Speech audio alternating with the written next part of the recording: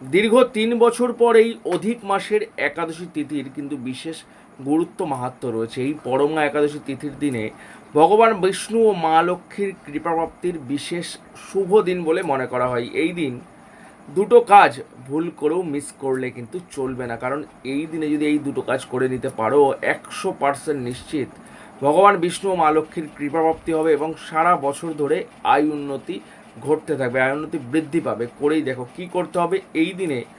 যদি সম্ভব হয়, যদি সূর্যোদয়ের আগে ঘুম থেকে উঠতে পারো খুবই ভালো, যদি না হয় তাহলে অবশ্যই যত তাড়াতাড়ি সম্ভব ঘুম থেকে উঠে স্নান সেরে পরিষ্কার পরিচ্ছন্ন বস্ত্র পরিধান করে, যদি হলুদ বস্ত্র হয় খুবই ভালো, যদি না হয় যে কোনো বস্ত্র হলেও চলবে, বস্ত্র পরিধান করে ভক্তি সহকারে শ্রদ্ধার সাথে অবশ্যই ভগবান বিষ্ণু ও মা লক্ষ্মীর আরাধনা করতে পারো।